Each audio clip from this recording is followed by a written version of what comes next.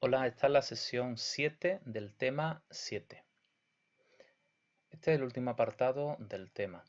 Aquí nos vamos a encontrar muchos datos, pero fijaros, no hay que memorizar los datos, solo tener una visión global del consumo de energía a nivel mundial, nacional y autonómico y unos consejos para ahorrar la energía. Bueno, aquí nos aparecen varios gráficos. Vamos a verlos, pero a partir de estas tres actividades. Bueno, aquí tenemos el ejercicio 21 que nos pide que analicemos este gráfico. Se representa la evolución del consumo humano de energía. ¿Para qué aplicación ha variado menos la cantidad de energía utilizada a lo largo de la historia? Recordad que estos ejercicios conviene que los copiéis en la libreta. Vale. Bueno, pues para el alimento. Aquí vemos varias actividades: alimento, uso doméstico, industria y agricultura, transporte.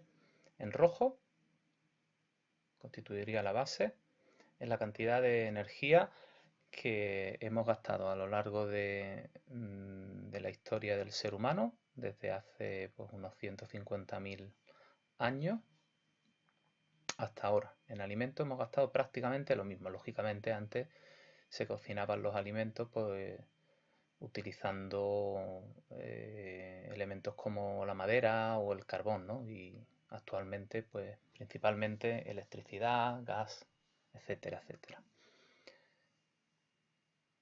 Una persona necesita la misma energía ahora que hace unos 10.000 años.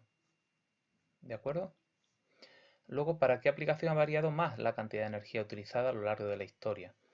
Y aquí nos dice que es para la industria y la agricultura, en amarillo. Fijaros cómo el tramo amarillo aquí ha aumentado sobre todo en la última parte, del punto 5 al punto 6, desde la sociedad industrial hasta la sociedad actual.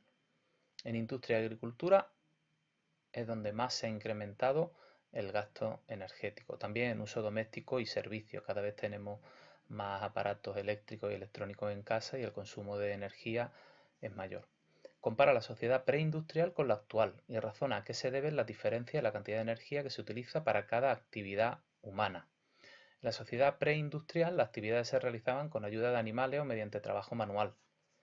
Ahora mismo las diferencias en la cantidad de energía se deben al distinto modo de vida de las personas actuales y que ahora disponemos de muchas más máquinas que nos ayudan en tareas domésticas o nos llevan de un lado a otro, coches, medios de transporte en general, o nos permiten fabricar numerosos objetos artificiales que no existen en la naturaleza. Este último punto se referiría a la industria. Bien, pasamos al ejercicio 22 que se refiere al gráfico A.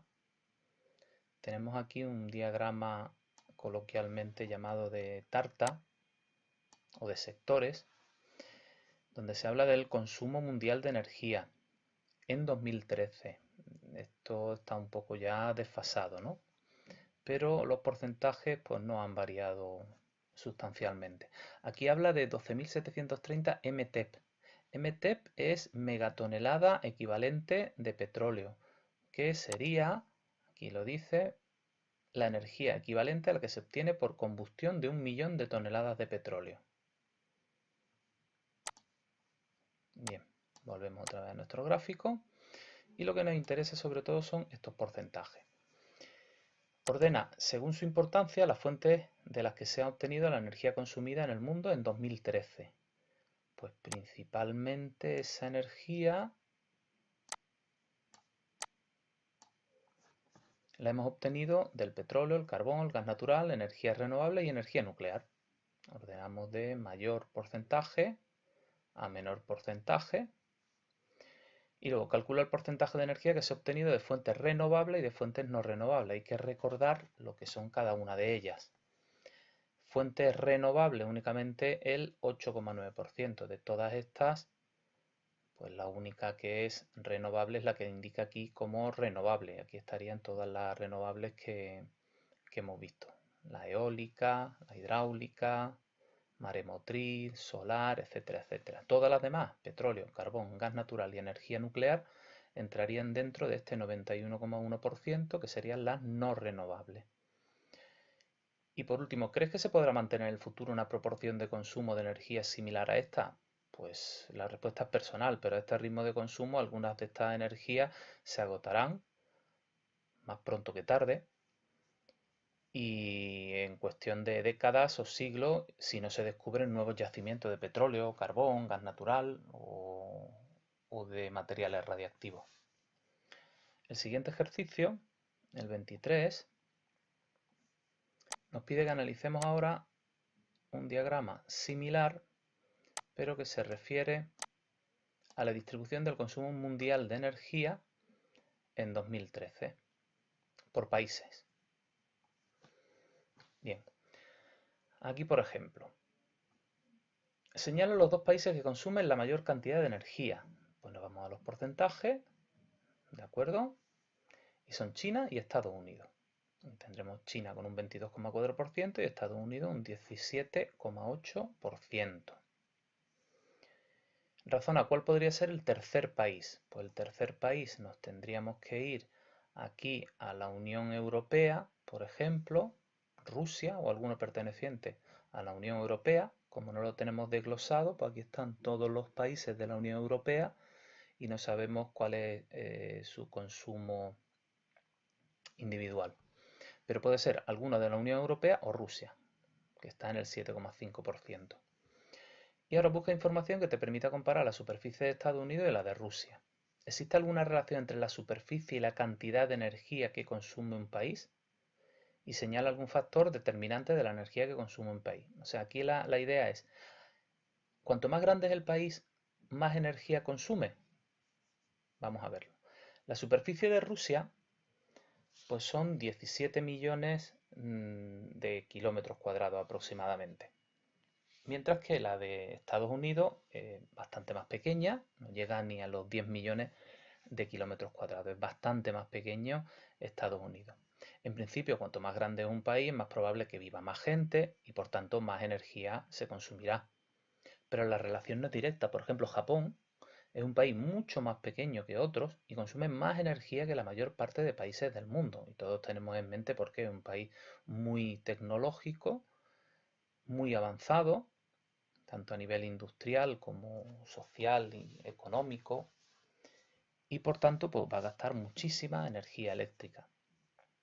En el ejemplo de Rusia y Estados Unidos vemos que Rusia es casi el doble de grande que Estados Unidos. Sin embargo, Estados Unidos consume bastante más energía que Rusia. Y eso se debe a que Estados Unidos está mucho más industrializado, recibe muchos más turistas y a otros factores. Bien, lo siguiente que vamos a hacer, siguiendo con el tema,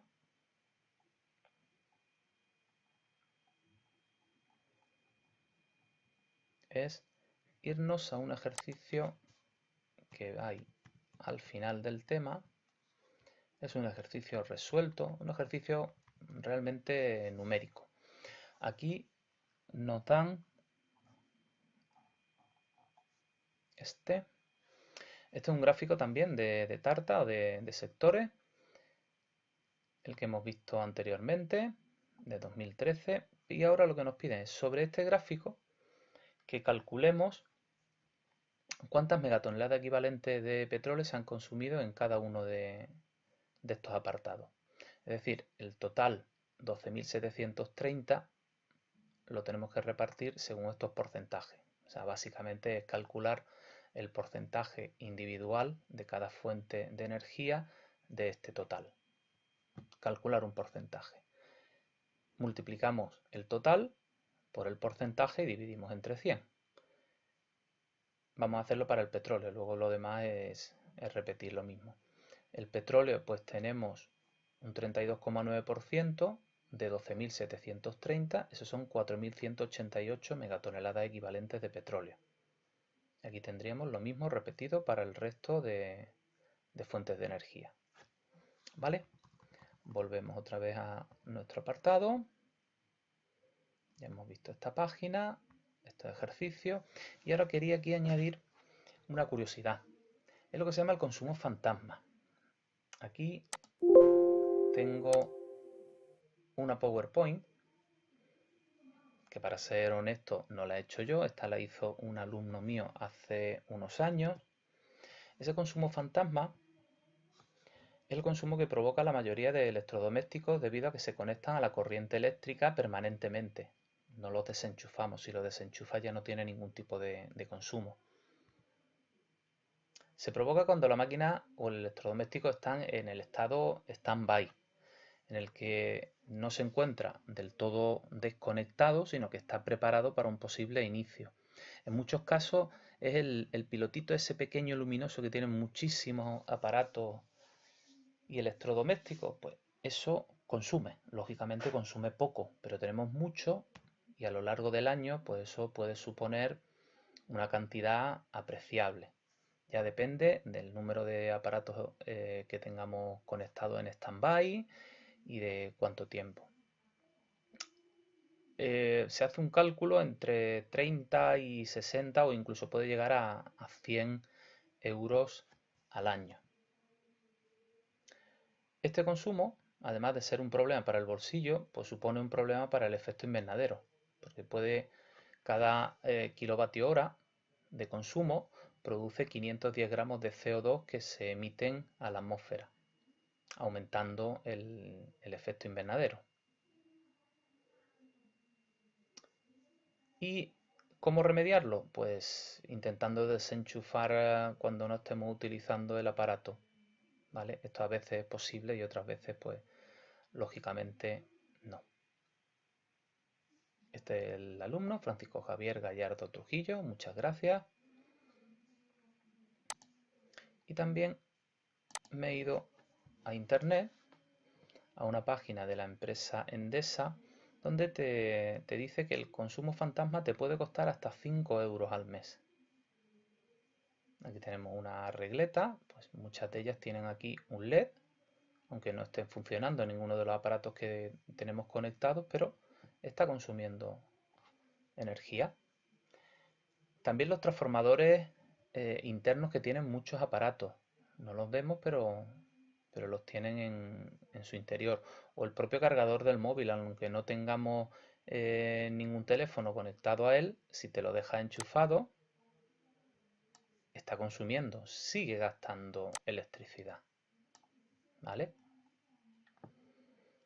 Aquí ordenadores portátiles, mini cadenas, televisores, prácticamente todos tienen ese consumo fantasma. Aquí te hace un cálculo que dependiendo del número de aparatos, pues puede llegar a 60, 70, 100 euros. ¿Cómo podemos evitarlo? Pues desenchufando el aparato. No vale con apagarlo, sino desenchufarlo directamente. Desenchufar las fuentes de alimentación o poner una regleta de manera que podamos apagar la regleta con todos los aparatos que estén conectados, ¿vale? Entonces, tenerlo en cuenta.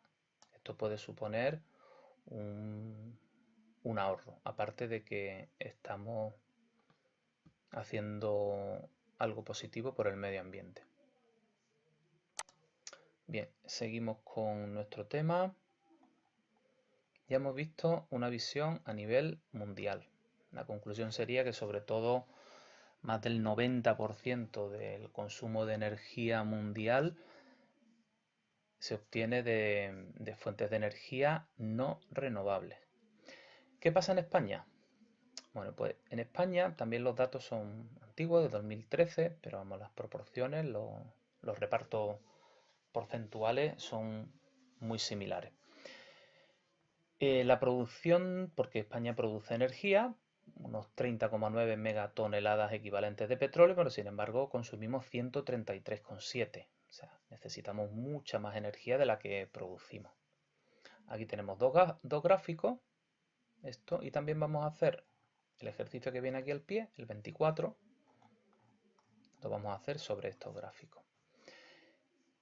Comparándolo, este es el de producción y este es el de consumo. Lo que producimos y lo que gastamos. Lo que entra y lo que sale. Bien, ¿España exporta o importa? Pues viendo los números totales, está claro que si necesitamos 133 y que solamente somos capaces de producir 30, aquí hay un déficit de más de 100 megatoneladas equivalentes de petróleo anuales. Luego necesitamos importar energía del exterior. ¿Qué fuentes de energía se consumen en una proporción mucho mayor que en la que se producen? Pues sobre todo, fijaros, petróleo un 44,4 es lo que consumimos y sin embargo de petróleo producimos 1,1. Gas natural ni siquiera aparece, ¿vale? Carbón, sí tenemos reservas de carbón, un 5%, pero necesitamos un 7%. Esa diferencia de 2 y pico la tenemos que comprar al exterior. Y energía nuclear, pues nosotros no tenemos. Tenemos energía nuclear, producimos, y esta energía nuclear es la que consumimos. En este caso, en este sentido, este déficit de energía nuclear, que en este caso es positivo, hay veces que lo podemos vender al exterior, pero básicamente somos consumidores de energía. Las fuentes de energía que necesita importar España son sobre todo fuentes no renovables, petróleo, carbón, gas natural.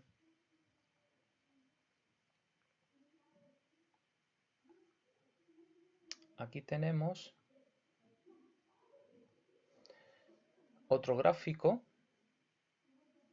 que es el consumo final de energía en España. ¿Vale?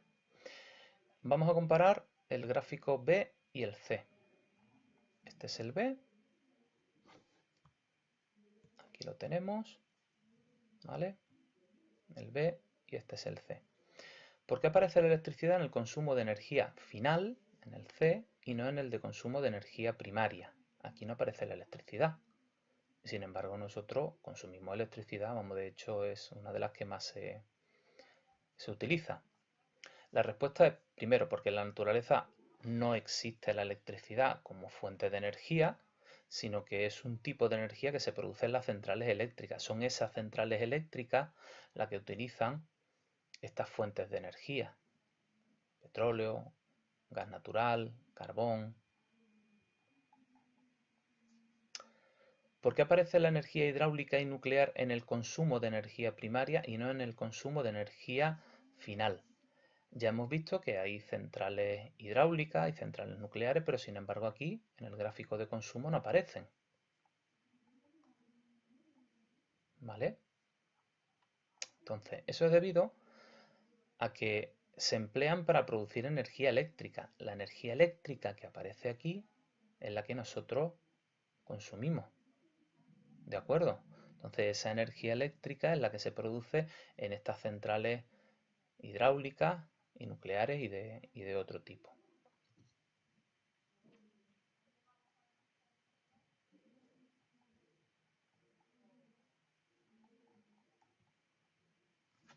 Bueno, también hay que pensar en el ahorro. En el ahorro y en un concepto que se llama el desarrollo sostenible. El desarrollo significa avanzar, mejorar, pero tiene que ser sostenible. Eso significa que no dañe cada vez más a la naturaleza, se pueda sostener, que no acabemos y agotemos por completo todos los recursos de la naturaleza. La energía que menos contamina es la que no se consume. Esto es obvio. Luego, lo primero que tenemos que hacer es reducir nuestro consumo. ¿Vale? Para ello, seguro que os suena esto, la regla de las 3 R. Reducir, reutilizar y reciclar. ¿Vale? Está bien que reciclemos, pero si reducimos nuestro consumo, produciremos muchos menos desechos. Reducir todo, energía y bienes, servicios y de todo. Bueno, aquí tenemos varias maneras de ahorrar energía, ¿no? Diseñar instalaciones que sean cada vez más eficientes, pues, usar coches que consuman menos, construir viviendas que tengan mejor aislamiento, de esa manera pues guardarán mejor la energía, tanto de calefacción como de aire acondicionado, y emplear electrodomésticos de menor consumo, de eficiencia energética, los de A3 Plus, etcétera, etcétera. En casa, pues podemos instalar bombillas de bajo consumo o bombillas LED, apagar las luces que no se necesiten, no poner la calefacción o el aire acondicionado muy alto y utilizar la ropa adecuada a la climatología. No desperdiciar agua caliente o no dejar encendidos aparatos eléctricos que no se usan, aprovechar las pilas y las baterías hasta agotarlas. Y recordad que hay que tirarlas en un depósito especial.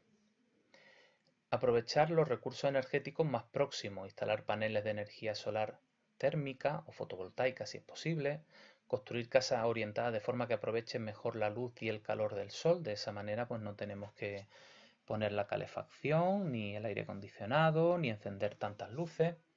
Construir pequeñas instalaciones hidroeléctricas para aprovechar el curso natural de los ríos. Hay veces que no hace falta grandes instalaciones, sobre todo en núcleos urbanos que no sean excesivamente grandes. Aprovechar los residuos orgánicos y vegetales como biomasa para producir biocombustibles o como combustible en centrales eléctricas térmicas. Viajar en transporte público, comprar en comercios cercanos a casa, de esa manera no tendremos que coger el coche, podremos ir andando, consumir productos obtenidos en la propia comarca y de esta manera pues no se necesitarán medios de transporte, camiones, etcétera, etcétera, para traerlo desde sitios muy alejados. Comprar solo lo que se necesite, de esa manera pues no desperdiciaremos productos y agotar los productos comprados o darles un segundo uso, la reutilización. Ahora nos vamos a ir a Andalucía. ¿Qué pasa en Andalucía? Primero, esto es importante. En Andalucía más del 60% de la energía que utilizamos se obtiene a partir del petróleo y del gas natural, recursos que no tenemos en nuestra región y que hay que importar del exterior. No los tenemos ni en Andalucía ni en España, prácticamente. Bien, aquí tenemos un gráfico del consumo de energía por fuentes. Productos petrolíferos, más del 50%. Este 23,3 se refiere a energía eléctrica, este 14,6 sería gas natural. Y luego unos porcentajes muy pequeños de biomasa, solar térmica y biocombustible o biocarburante. El gasto mayor fue en el 2015 en transporte, un 37%. Luego la industria, un 30%. Luego entre transporte e industria, casi el 70% del consumo de energía. Sin embargo, Andalucía pues, cuenta con abundantes recursos renovables. ¿De acuerdo? Así que tenerlo en cuenta porque los podemos utilizar. Y de eso sí que disponemos y en abundancia. Tenemos esta gráfica que es la electricidad generada a partir de fuentes renovables en MW. Estos son megavatios. ¿Os acordáis cuando vimos la factura eléctrica? Los kilovatios. Es una unidad de potencia. Un mega significa 1.000.000 de vatios, pues un mega serían 1.000 kilovatios. Y esto sería igual también a 1.000.000 de vatios. En casa tenemos instalada entre 2,2 y 4,4 kilovatios, ya dependiendo de nuestras necesidades. Si somos muchos de familia o tenemos muchos aparatos eléctricos, pues necesitaremos 3,3 o hasta 4,4, incluso más. Lo que pasa es que este factor de potencia va a encarecer mucho la factura de la luz.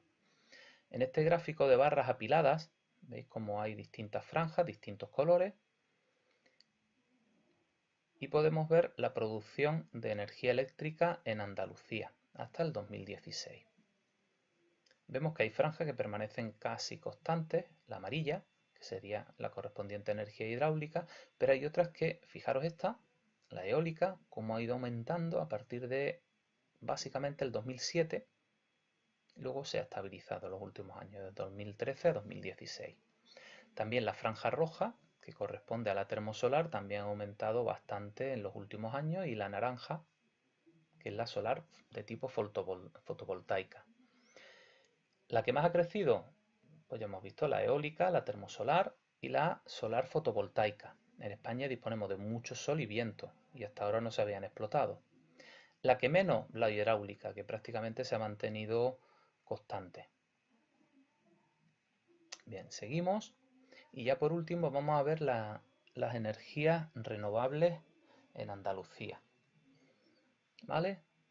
Bien, tenemos aquí varias imágenes, una central termosolar de torre central. Aquí os he puesto una ampliación para que la veáis. Aquí tenemos los espejos y por aquí, como ya hemos visto en sesiones anteriores, pasaría un fluido. Ese fluido normalmente son sales que se funden a temperaturas muy altas, de 300, 400, 600 grados, incluso más. Todos estos espejos reflejan la luz del sol hacia la torre central y esa sal fundida lo que hace es calentar agua hasta el estado de vapor. Ese vapor a alta presión y temperatura moverá unas turbinas que están conectadas a un generador y ese generador produce corriente eléctrica. Estos espejos pueden estar dispuestos en abanico o incluso podemos tener esta otra versión en la que es un cilindro. En esta zona es donde apuntan todos los espejos, ¿vale? Esto ya depende del diseño. Tenemos una u otra. Aquí en internet pues, podéis encontrar multitud de imágenes de centrales termosolares con una torre central. Luego tenemos las centrales termosolares cilindroparabólicas. Aquí no se ve, pero aquí sí que os he hecho una ampliación. Aquí tenemos un espejo cilíndrico, tiene una forma diseñada para que lleguen los rayos del sol y se concentren aquí justo. Rebotan, se reflejan y llegan a este punto, de manera que por esta tubería es por donde pasará el fluido que absorbe el calor. Todo eso se va conectando a un depósito central y el proceso que viene a continuación es el mismo. Se calienta el material hasta tal punto que luego es capaz de hacer hervir agua, formar vapor y el proceso ya sabéis. Vapor, turbina, generador, corriente eléctrica. También tenemos muchos parques eólicos, aparte de centrales solares fotovoltaicas. Lo que sucede es que son bastante más caras, los paneles fotovoltaicos son bastante caros.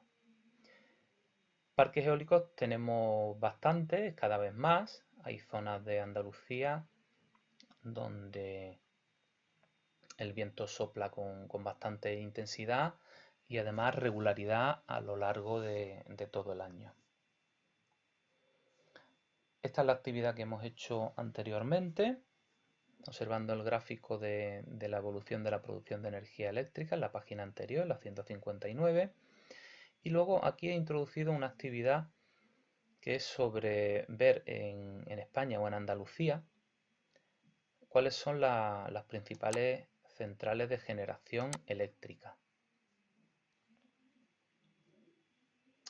Entonces me he ido aquí a la Junta de Andalucía, la Consejería de Hacienda, Industria y Energía. Tiene un mapa interactivo en el que podemos ver aquí los distintos tipos de centrales y dónde existen. ¿Vale? En cualquier momento pues podemos ver ese mapa interactivo y ver los tipos de energía de los que disponemos en Andalucía. Bueno, pues esto sería todo por hoy y como tarea os voy a mandar el ejercicio 25, que es este. Hay que repasar estas acciones que habéis visto y señalar, primero, cuáles puedes realizar tú individualmente y cuáles pues dependen de decisiones que tienen que tomar autoridades locales como ayuntamientos o autoridades autonómicas o nacionales como la Junta de Andalucía o el Gobierno central. ¿Vale? Luego, aparte de eso, también quiero que hagáis el ejercicio 41, al que he añadido una pregunta extra, el C. Para medir la eficiencia energética se utilizan letras que van desde la A, con un consumo inferior al 55% de la media, hasta la G. Estas tienen un consumo superior al 125 de la media. Una nevera normal de tipo D pues gasta 600 kilovatios hora al año. Esto sería la media, 600 kilovatios hora. Si fuera de tipo A, gastaría un 55% menos, y si fuera de tipo G, gastaría un 125% más. Tenemos que averiguar cuánto gastaría si fuese esa misma nevera pero de tipo A o si fuera de tipo G. Y ahora vamos a suponer que el precio del kilovatio hora es 0,14 euros, 14 céntimos el kilovatio hora. ¿Cuánto nos ahorraríamos al año si compramos una nevera de tipo A en vez de una de tipo G? ¿De acuerdo? Una vez que sabemos la diferencia de gasto energético, pues eso, ¿a cuánto dinero equivaldría teniendo en cuenta el precio del kilovatio hora? Luego en la corrección también valoraremos un término que se llama amortización. ¿De acuerdo? Pues eso es todo y con esto hemos terminado el tema. Un saludo y hasta la próxima.